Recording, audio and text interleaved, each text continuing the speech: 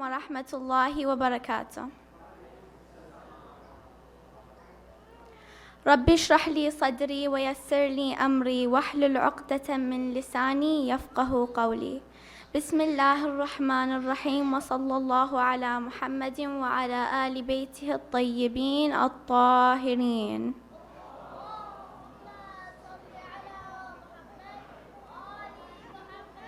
عظم الله أجرنا بمصابنا بأبي عبد الله الحسين. I would first like to begin by thanking the Muslim Youth in Motion for giving me an opportunity to speak in the Majlis of Imam al-Hussein. This is a great honor, and inshallah I will be able to benefit someone with this humble speech I have prepared for all of you today. The hardest part about making a presentation or speech is finding the perfect topic. And given that I am presenting my speech on the night of Ashura, I felt that my topic had to inspire others. So here we go. Bismillah.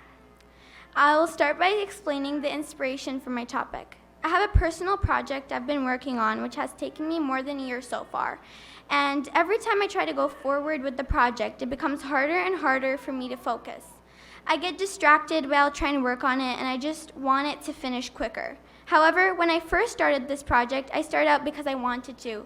I enjoyed it, and I loved just doing that. It was like a hobby to me. So when I complained to my mom about my difficulties, other than her constant reminder for me to be patient, she said something else that I want to share with all of you today. She said, "Don't do something just for the sake of getting it over and done with, but relish the process."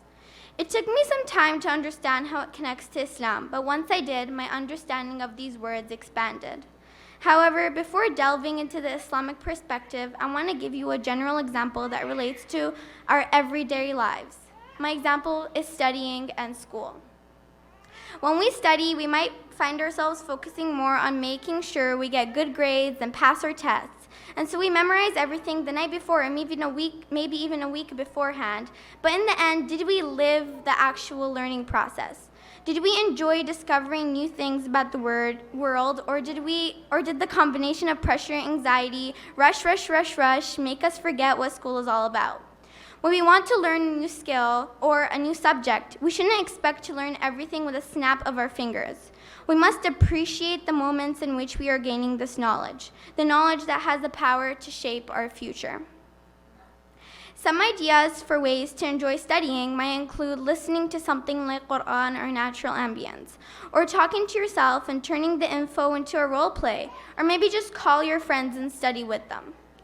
Another example that explains my mom's advice even further from the Islamic perspective is fasting, especially during the holy month of Ramadan. We can't deny that during the day we might be taking a few naps or binge watching shows or YouTube videos as we pass the time, trying to forget about our hunger and thirst. I mean, that's okay, but only when you really can't get up and you're struggling.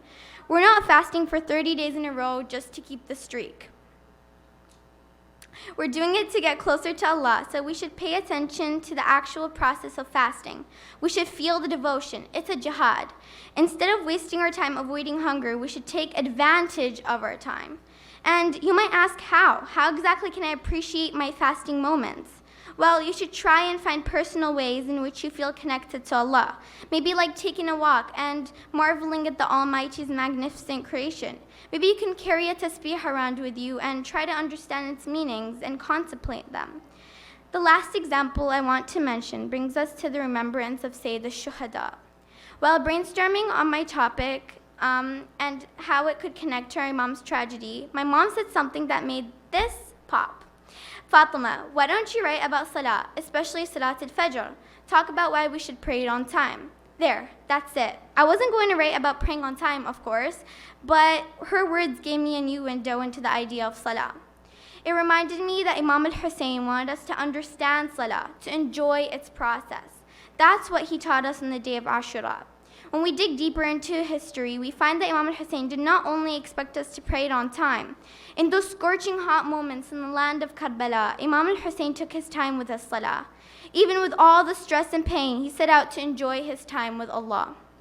He didn't put the effort to pray on time just to get it over and done with, like it's a chore, like it's a burden he just wants to get rid of. He loved his salah, and he wasn't under any circumstance going to rush through it. I know that sometimes we're in a hurry and we have to go and it's hard to focus, but we have to take advantage of those few moments to connect with Allah. Salat should be the time where we get to relax and get away from everything. It should be one of the ways we enjoy our free time. Even in the middle of the battle, when one of Imam al-Husayn's companions, Abu Thumama Sa'di, noticed that it was time of Dhuhr, you can see that companion's excitement, his eagerness to meet his Lord. He approached the Imam and said, I can see that these people have advanced towards you. By God, you shall not be killed before I die defending you. However, I would love to return to God after having performed the prayers whose time has approached.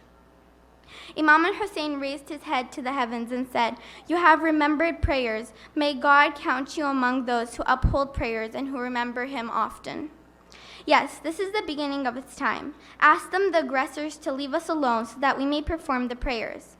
The Imam led congregational prayers while being protected by two of his companions. Even though the Imam encountered obstacles from all sides, his heart remained focused on the worship of his Lord. And that's what we should aspire to. Our salahs are chants for daily excitement. We should look forward to our rest and conversation with our Lord, just like Abu Thumama. I'm also talking to myself as I say this. You see, since I pray Jama'ah with my mom for most of my salats, sometimes one of us has a meeting or a tight schedule, or we're running late for something. So we just pray Dhuhr and then we hold off Asr for a short time.